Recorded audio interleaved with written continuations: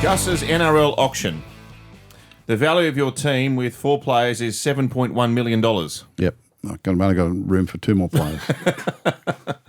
But it's created a bit of chatter because last week we did the middle forwards. Haas 1.5, Tino 1.5, Yo 1.6. This week, hooker and second rowers. Mm-hmm. Start where you will. Which one Well, if we went to auction and we put all the hookers up for auction, who would be first to be bought? Harry Grant. Harry Grant. What would you pay him? I reckon a club would pay him $2 million.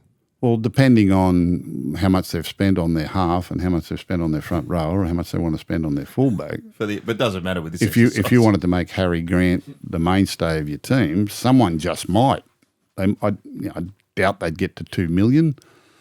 Hooker, I think I'm not sure that there are too many $1 million hookers in the game. Is Harry a $1 million player? In the right team, he is. Is he a $1 million player at Melbourne? Do they pay him that much? I don't know. I wouldn't think so. Is he the most influential player in Melbourne? He might be. Well, he could well be. He could well be. Yeah, that's an interesting question. I don't know what Harry would be on. Because you talk about how they've basically got 3 fullbacks. Hooker can be a service position, but if you play it like Harry, he's a scoreboard influencer. Like some of the hookers, you can get away with a really tradesman-like, hard-working hooker that's not even trying to influence the scoreboard. All he's trying to do is service his other players to let them play. The young boy from Penrith's a perfect example, Mitch Kenny, who was, from the time he was a junior kid, he was never a standout kid. He was just a hard-working kid, who loved the physicality of the game and would work hard. And he had a strong constitution for work and he could play big minutes. And eventually he wore everyone down and got it. You've got your Appy Coruscaws and you've got your Harry Grants and those sort of players. You've got Reece Robson became the origin hooker, and you wouldn't describe him as a dynamic attacking player. Well, Reece Robson, he's a hard-working player. It's that dummy half position is such a hard position to play physically. You've got to be aerobically so fit because you've got to be getting the dummy half.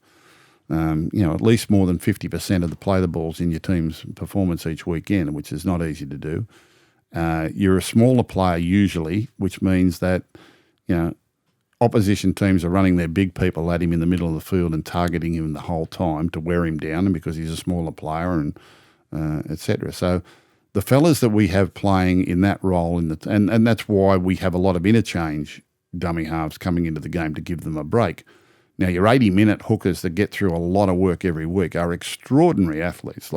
Reid Mahony is an extraordinary athlete, for the amount of work that he gets through and even where he bobs up on the field, both in supporting the play, he scored a try and backing up on the weekend, but there he was in the 78th minute making a cover tackle over in the corner after, Titans threatened to make a break. He's extraordinary the amount of ground he covers in a game, and then he's still getting to dummy half all the time and doing his work. He's making 50, 60 tackles a game. Now, the players that do that are so valuable. Have you got the GPS info on Mahony? Eh? Have you got the GPS info on how much ground he covers? Yeah, he wears it out. It burns out every week. But have you got a ballpark for the punters? I couldn't give you the exact figure on it, but I'd say Reid runs upwards of it's the high intensity running that's really the key to it. I have to get the data on that. I'll get you some data on him. That'd be great. Yeah, I'll get you some actual GPS data on him. I think our halves and fullbacks can run up to 8 or 9 kilometres, I think, but a lot of that is high speed sort of stuff and change of direction stuff. Whereas the dummy half, he's in cruise mode a lot, and then he's got to have his explosive efforts, and then I don't think there are too many players that cover more ground in a game than like a Reid Mahony, who's everywhere. He's quite an extraordinary player. Mind you, he's not in the upper echelon of payments either. Like he earns a good wage, but he's not a scoreboard influencer. He's not. It's sort of in that realm. It's in a different team he would earn more money, but he's very, very important to our team at the moment, the way he plays. So what do we come up with? Harry. Someone would pay him $1.5 million. That's all? Yeah. You reckon that's the top dollar Well, you get? yeah. Personally, I think it's too much for a hooker. I think you can spend your money on better positions, right? But every now and then there's one out of the box, like Harry. Like Gabby Coruscant is worth $1 million to the West Tigers right at this moment. Right at this moment. Because of his leadership and because of his creativity and because of his, the impact he has on other players and all those sort of things as well. Me personally, hooker is a working service position. I'm not looking really for flamboyance or flair or all those sort of things. If you can get one, you're very, very. That's why I targeted Reid Mahony many years ago, because he had a lot of the qualities that I liked. He had a little bit of creativity and a little bit of flair, but he had a high constitution for work, and he did it every week in, week out. He was competitive, and he feared no one, and he got through a lot of work in defence. He gets targeted a lot by opposition teams because he's the smallest player in the pack, obviously, so they run a lot of plays at him. There are some very good dummy halves in the game that really have to be contended with, but there are other dummy halves that just make the other players in their team better, like they roll their forwards over the advantage line well.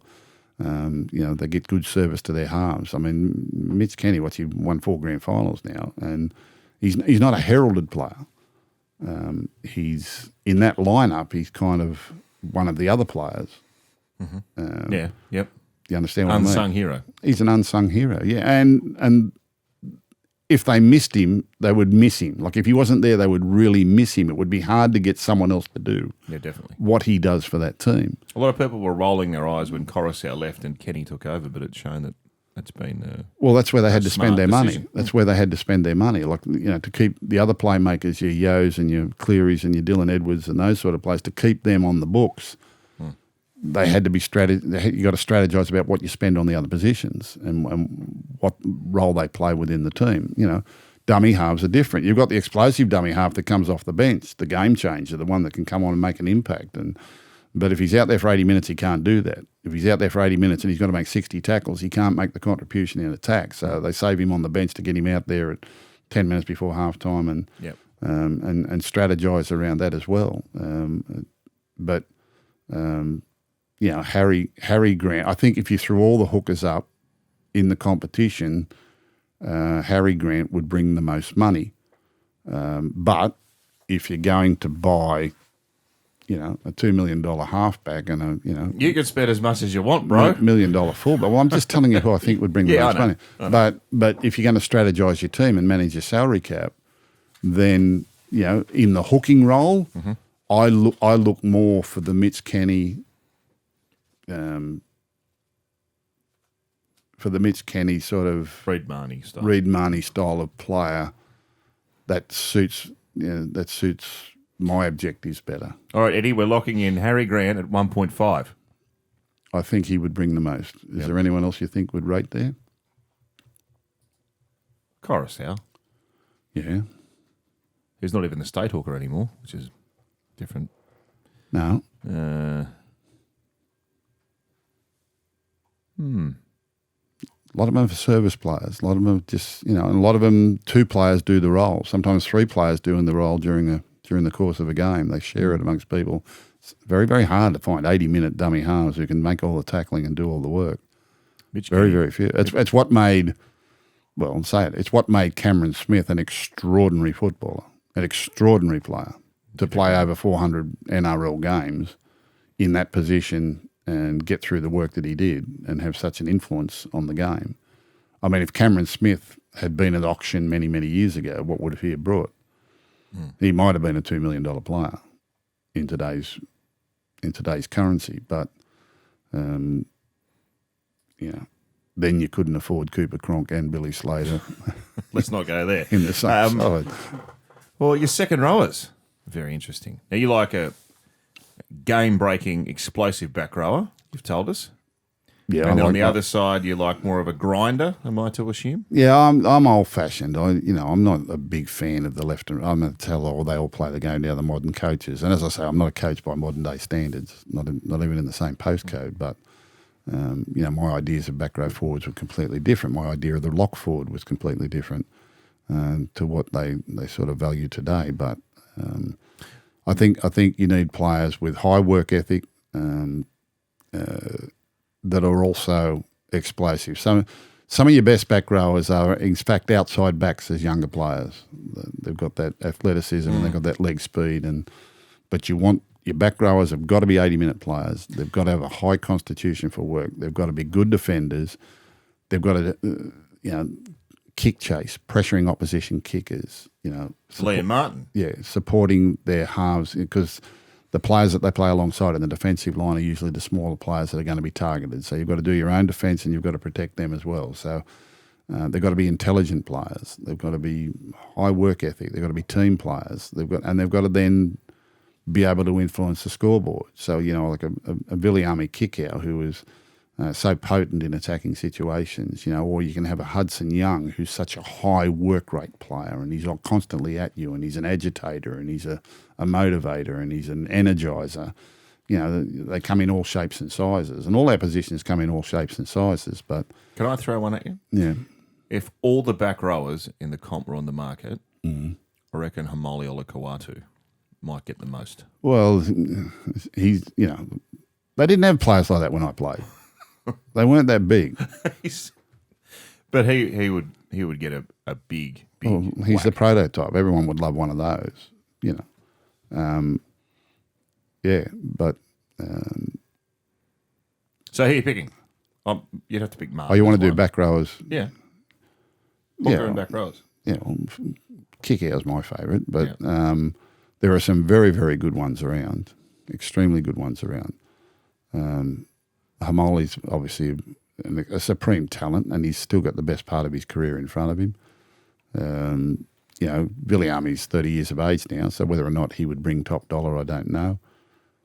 Liam Martin, extraordinary. Now, when Liam Martin was a young fella coming through, there were question marks on whether or not he'd ever be big enough, whether or not he'd be fast enough, what position would he play. There was even a thought very early in his question, he might make a good hooker, he might make a good dummy half, because he wasn't overly big.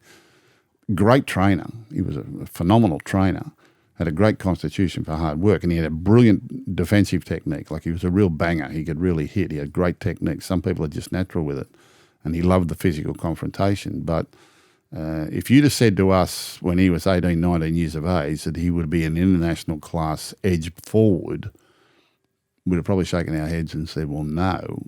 But that's where he's developed, and that's where he's made his name. And he is one that influences games. I mean, in both attack and defence. He's playing for Australia and he's playing for New South Wales in that position. Like Hudson Young's another one that I like, because he's such an energizer, and he's so aggressive, and he's the fella at Cronulla Sharks, Nakora, the right back rower. Now he's brilliant. Like, he's so quick. He's a different sort of player. He's so quick and he runs such good lines, and he can get the ball on the wing. He can play it. He can move himself to the centre. He can come in the middle of the field. He can cut back against the grain. He can hit a hole. He's got a lot of strings to his bow there in attack that are so dangerous. I think he's a really dangerous player. They come in all sort of shapes and sizes. Angus Crichton, we forgot him. Well, Angus has had an extraordinary career over a long period of time, and he's probably more in the attacking mould. There are others that are in the defensive mould that are very, very good. As to who would be, if you put them all on auction, Hamoli would probably be the most sought after. I think he would bring the most money, but I don't think you'd be disappointed in missing it. You'd probably err on that. Hamoli will bring money with teams that have missed out on the bigger name playmakers and the bigger name, influencers. So, but there are a lot of good back rowers, that I think it's a vital position. I think if you've got a really strong back row, if your two back rowers in your lock are really strong, that's why I think you can get away with probably lesser profile and lesser value front rowers, middle forwards, because middle forwards get interchanged a lot. They only play 40, 45 minutes, most of them anyway, so you've got to have 4 or 5 of them in your 17 each week to get through the 80 minutes. Go and tell us the price, son. What do we got? Where you want. Someone would pay $1 million for Hamoli. Yeah? Someone would, yeah. And, if it went to auction, They might even get as high as 1.2, 1.3. Someone would do that, depending on who else they'd bought in the side. But you can't be paying that for your back rower if you're paying $1.5 million, $2 million for your. I'd rather spend my money in my back row than the front row, to be honest. Okay. Well, yeah, because you get bigger minutes out of your back rowers. Yeah, you do. They've got to be 80-minute players, and they've got to be on both sides of the ball. Your middle players are different. Your front rowers are different.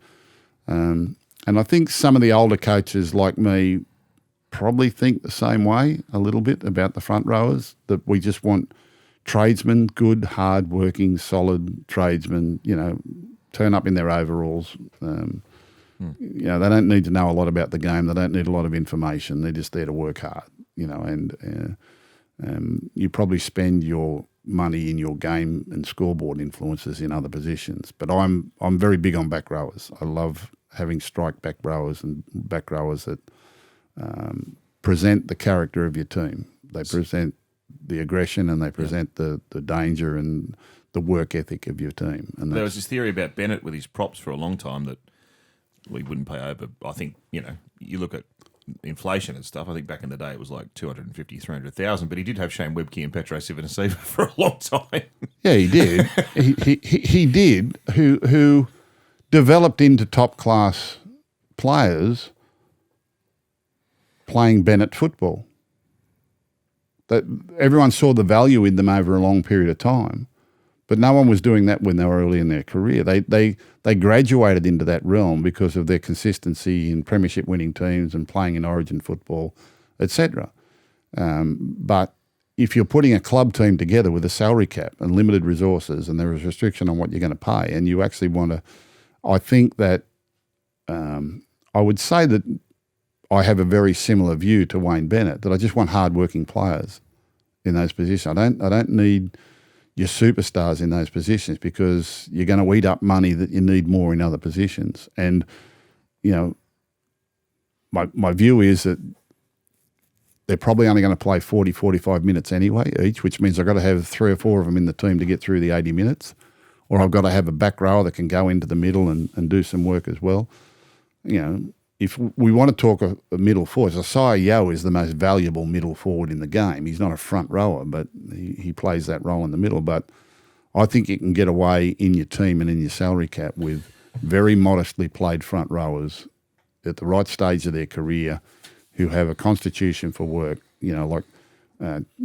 Terrell May's a perfect case in hand, but there are plenty of good, really hard-working front rowers.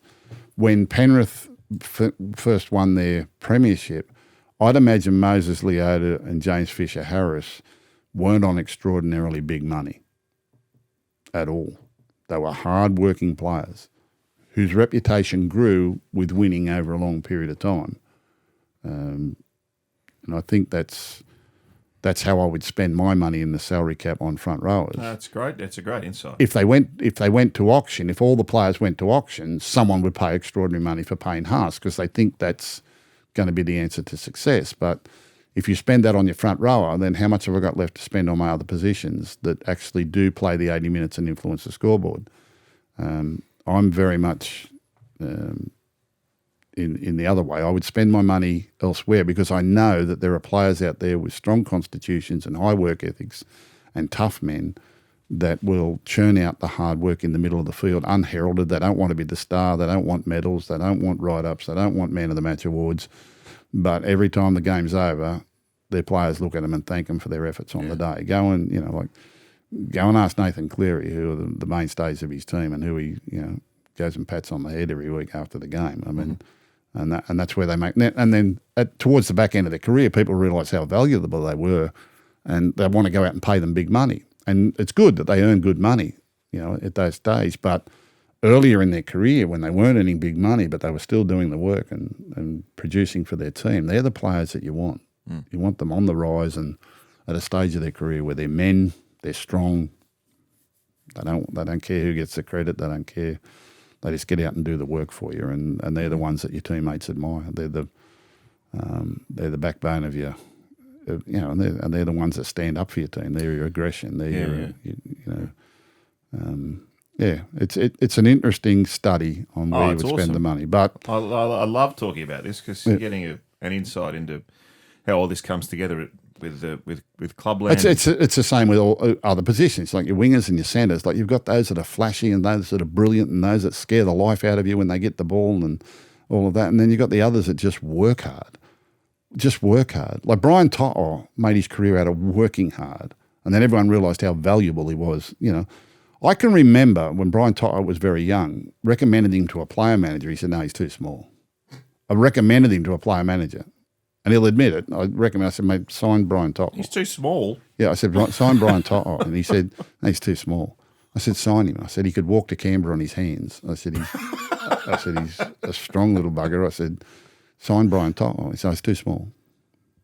True. That's a true story. But, you know, like they come in all shapes and sizes. So, for the sake of our exercise, Hamoli Olakau'atu and... I think Hamoli would probably bring the most. He or Liam Martin. So, there you two? They would probably bring the most money. Yeah. I think at the height of his career, Viliami Kikau would have brought really, really big money. And he's got plenty of football left in him, but, you know, Kicks is my favourite. He'd be the first player I'd sign, but, you know, that's just me. But I think if they went to open market, Hamoli, Liam Martin, Kikau, Hudson Young. Yeah. They're probably the pick of them for me. You need to give me the number, baby. What's the number? How much you're paying them? Who? Hamoli? What would they get? What would they get? Hamoli, someone will pay him $1 million. Yeah. Someone will pay him $1 million. Someone will pay Liam Martin 800,000, I suppose. Mm-hmm. You mentioned Hudson Young a lot. I love him as a player. Yeah. And Ricky, I think he had a bit of a dip last year that he was left out of the Origin. I think he played the first game, did he? And then was left out again. I think that's happened 2 or 3 years in a row. He says he's been treated really unfairly at that level. Yeah, sometimes players like him struggle to find their feet at that level or struggle to impress at that level, mainly because they interchange them at Origin level where they don't really interchange them at club level, so he doesn't get through the 80 minutes and, you know, he's kind of and, you know, combination and familiarity with other players and, you know, the high-profile nature of the players you're playing with and their talents and them playing their games and it probably...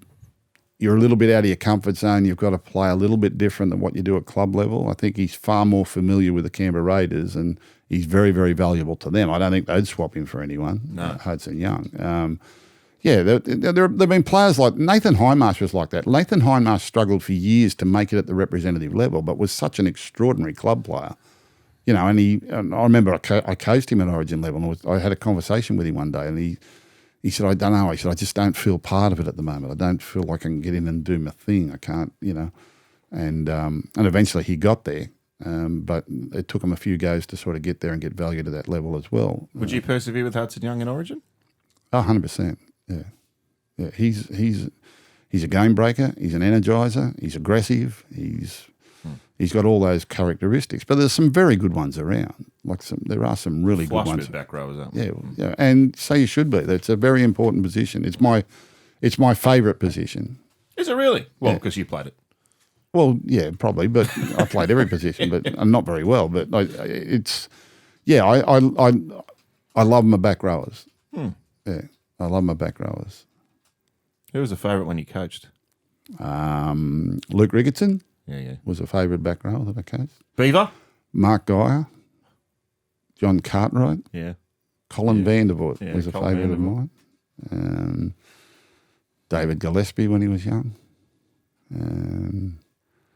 There was some...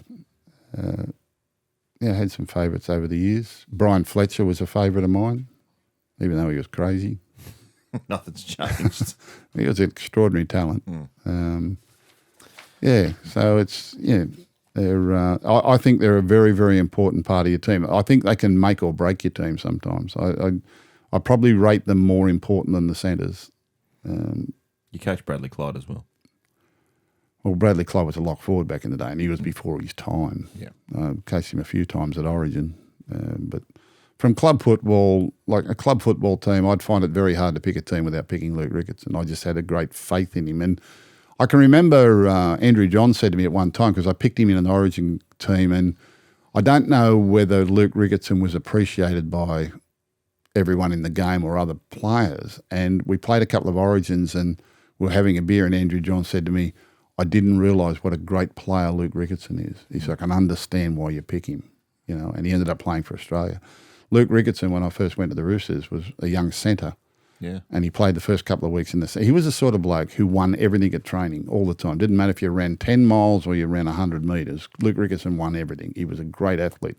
When he retired from playing, he ran a couple of marathons just because he loved running and loved training. But I can remember we played the first 2 games in 95, the first year I coached, and I went back to the club and had a beer with him, and I said, I'm going to change your life. He said, why? I said, you're going to go into the forwards. He said, really? He said, why? I said, you're wasted in the centres. I said, you're wasted. You're not getting enough ball and it's not your position. And, I think I'm a centre. No, I think you're a back rower. Well, he played Origin and played for Australia and became one of the really high work rate. He was very much a part of the team favourite. He was one of my favourite ever players, Luke Ricketson. And you didn't ruin his good looks either. No. The NRL season is here for the best time in sport. Tab has the best app in sport. Tab, we're on. What's gambling really costing you? For free and confidential support, call the number on the screen or visit the website.